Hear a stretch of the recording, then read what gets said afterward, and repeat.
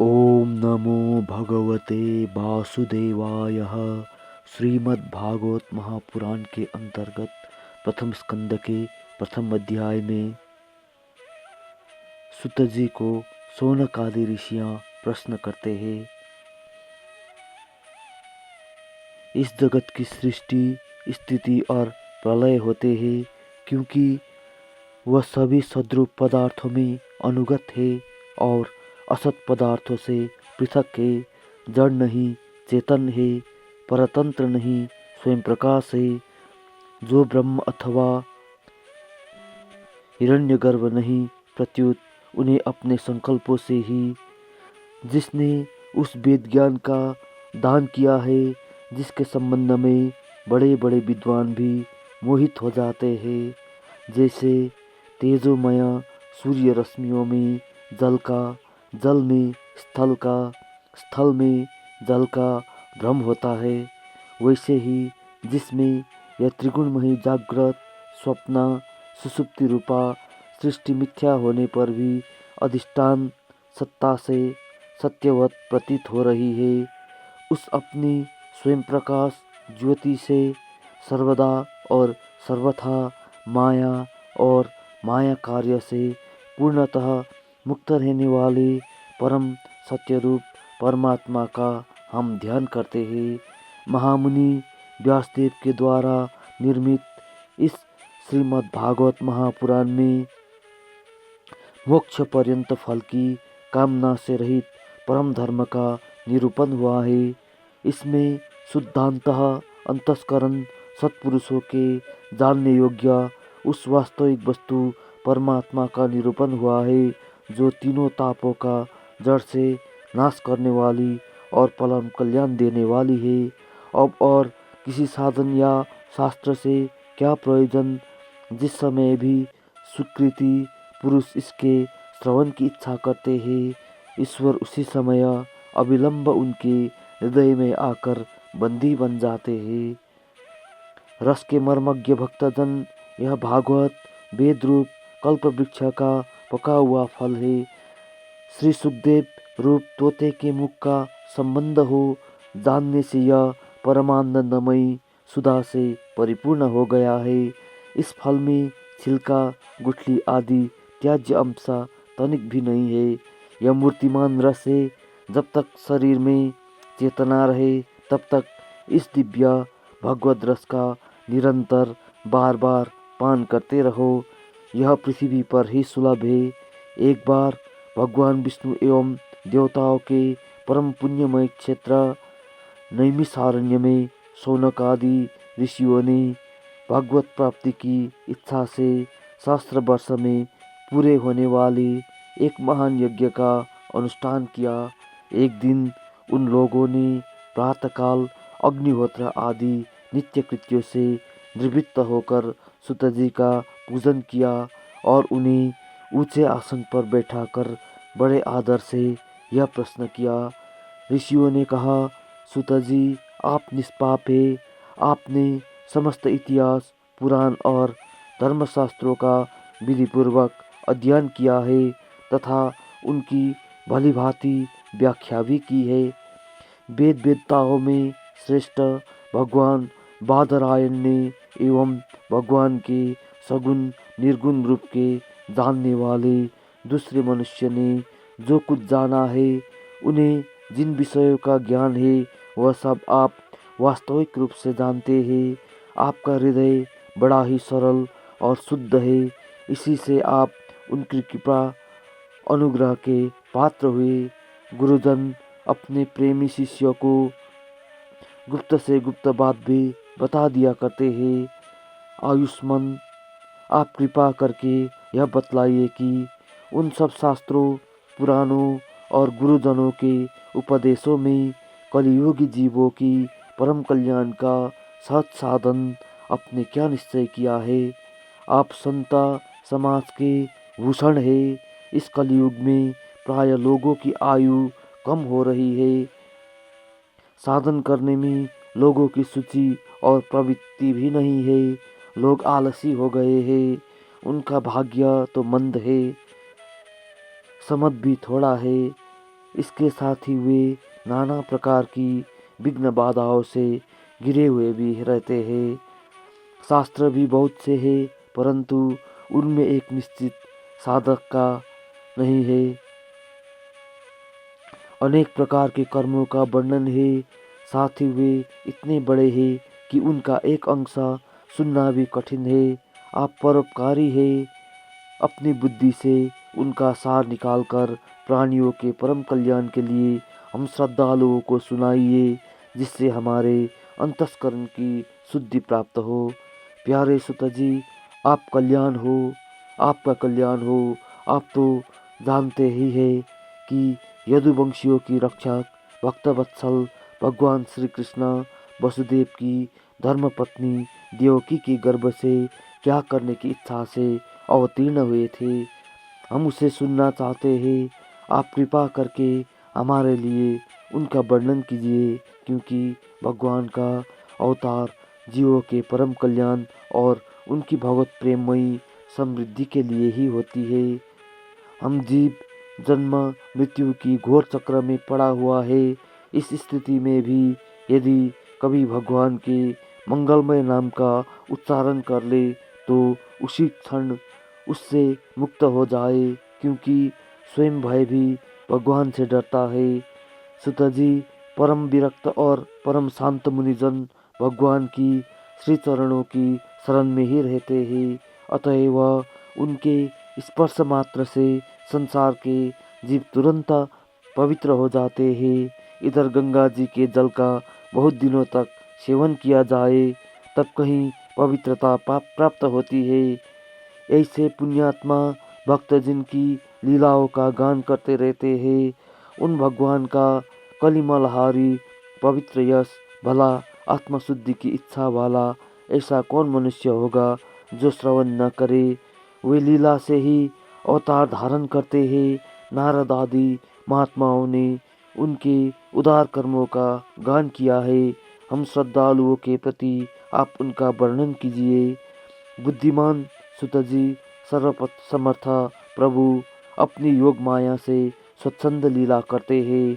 आप उन श्री हरि की मंगलमय अवतार कथाओं का अब वर्णन कीजिए। पुण्य कीर्ति भगवान की लीला सुनने से हम कभी तृप्ति नहीं हो सकते, क्योंकि रसज्ञ श्रोताओं के पद पद पर भगवान की लीलाओं में नए नए रस का अनुभव होता है।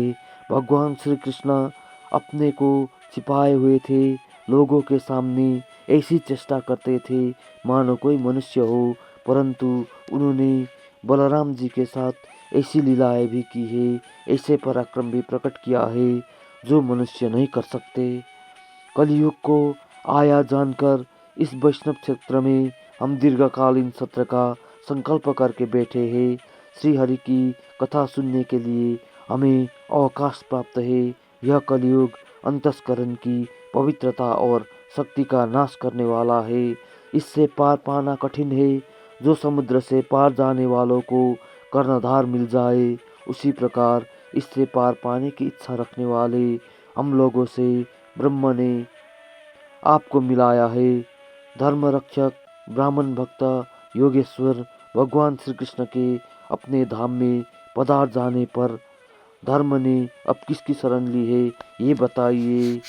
पहले अध्याय में ऐसे शौनक आदि मुनियों ने सुत जी से प्रश्न किया है। अब दूसरे अध्याय में श्री व्यास जी कहते हैं, शौनक आदि ब्रह्मवादी ऋषियों के ये प्रश्न सुनकर रोमहर्षण के पुत्र उग्रश्रवा को बड़ा ही आनंद हुआ। उन्होंने ऋषियों के इस मंगलमय प्रश्न का अभिनंदन करके कहना आरंभ किया। सुत जी ने कहा, जिस समय श्री सुखदेव जी का यज्ञोपवीत संस्कार भी नहीं हुआ था, सुतराम लौकिक वैदिक मौखिक अनुष्ठान का अवसर भी नहीं आया था, उन्हें अकेले ही संन्यास लेने के उद्देश्य थे। जाते देखकर उनके पिता व्यास जी वीरा से कातर होकर पुकारने लगे, बेटा बेटा। उस समय तन्मय होकर कारण श्री सुखदेव जी की ओर से वृक्षों ने उत्तर दिया। ऐसे सबके हृदय में विराजमान मौनी श्री सुखदेव जी मुनि को मैं नमस्कार करता हूँ। यह श्रीमद् भागवत अत्यंत गोपनीय है, रहस्यात्मक पुराण है। ये भगवत स्वरूप का अनुभव कराने वाला और समस्त वेदों का सार है। संसार में फंसे हुए जो लोग इस घोर अज्ञान से, अंधकार से पार जाना चाहता है, उनके लिए आध्यात्मिक तत्वों को प्रकाशित कराने वाला यह एक अद्वितीय दीपक है। वास्तव में उन्हीं पर करुणा करके बड़े बड़े मुनियों के आचार्य श्री सुखदेव जी ने इनका वर्णन किया है। मैं उनकी शरण ग्रहण करता हूँ। मनुष्यों में सर्वश्रेष्ठ भगवान के अवतार नर नारायण ऋषियों को, सरस्वती देवी को और श्री व्यास देव जी को नमस्कार करके तब संसार और अंतस्करण के समस्त विकारों पर विजय प्राप्त कराने वाले इस श्रीमद् भागवत महापुराण का पाठ करना चाहिए। ऋषियों अपने संपूर्ण विश्व के कल्याण के लिए यह बहुत सुंदर प्रश्न किया है, क्योंकि यह प्रश्न श्री कृष्ण के संबंध है और इससे भली भांति आत्मशुद्धि हो जाती है। मनुष्यों के लिए सर्वश्रेष्ठ धर्म वही है जिससे भगवान श्री कृष्ण में भक्ति ही भक्ति है, ऐसी जिसमें जिसकी प्रकार की कामना न हो और जो नित्य निरंतर बनी रहे। ऐसी भक्ति से हृदय आनंद स्वरूप परमात्मा की उपलब्धि करके कृतकृत्य हो जाता है। भगवान श्री कृष्ण में भक्ति होते हैं, अनन्य प्रेम से उनमें चित्त जुड़ते हैं और निष्काम ज्ञान और वैराग्य का आविर्भाव हो जाता है।